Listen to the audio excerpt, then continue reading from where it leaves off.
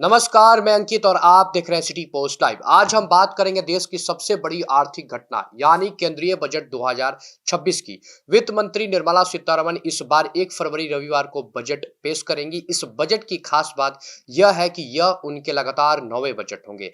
ऐसे रिकॉर्ड किसी अन्य वित्त मंत्री ने अब तक एक ही प्रधानमंत्री के नेतृत्व में नहीं बनाया। आपको बता दें कि निर्मला सीतारमण इससे पहले फरवरी 2024 में अंतरिम बजट और 2025 में मोदी 3.0 सरकार का पहला पूर्ण बजट पेश कर चुकी हैं। यदि वह इस बार भी सफल रही तो वे पूर्व प्रधानमंत्री और वित्त मंत्री मोरारजी देसाई के रिकॉर्ड के बेहद करीब पहुंच जाएंगी।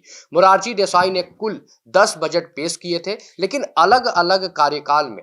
वही निर्मला सीतारमण लगातार एक ही कार्यकाल में 9 बजट पेश करने वाली पहली वित्त मंत्री बन जाएंगी। आपको बता दें कि आर्थिक और मध्यम वर्ग पर असर बजट 2026 से देश की जनता की उम्मीदें काफी हैं। विशेषज्ञों का मानना है कि इस बार सरकार आर्थिक विकास को गति देने और मध्यम वर्ग को राहत देने पर विशेष ध्यान दे सकती है।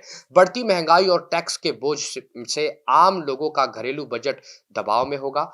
इसीलिए आयकर छूट, स्टैंडर्ड डेडिकेशन और महंगाई से राहत देने वाले प्रावधानों की उम्मीद जताई जा रही है। आपको बता दें कि इसके अलावा इंफ्रास्ट्रक्चर, रोजगार, उद्योग और स्टार्टअप्स को बढ़ावा देने के लिए भी महत्वपूर्ण घोषणाएं हो सकती है।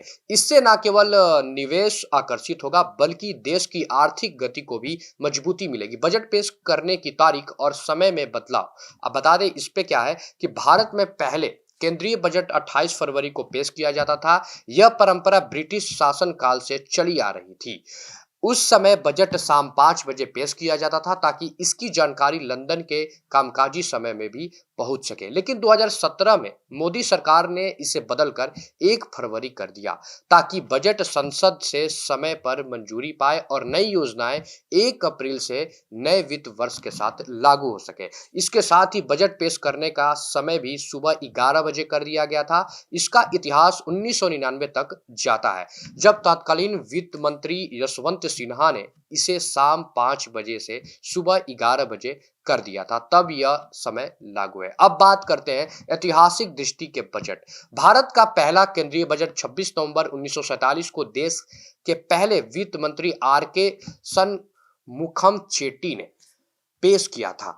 तब से अब तक केंद्रीय बजट केवल आर्थिक दस्तावेज ही नहीं रहा बल्कि यह सरकार की नीतियों, प्राथमिकताओं और दिशा का आईना बन गया है। आपको बता दें कि सबसे ज्यादा बजट पेश करने वाले वित्त मंत्रियों की सूची में मोरारजी देसाई सबसे ऊपर है। उनके बाद पी चिदम्बरम 9 बजट और प्रणब मुखर्जी 8 बजट के साथ शामिल है। डॉक्टर मनमोहन सिंह ने वित्त मंत्री रहते हुए 1991 से 1995 के बीच लगातार 5 बजट पेश किए, जिसमें 1991 का बजट आर्थिक सुधारों की दिशा में ऐतिहासिक माना गया।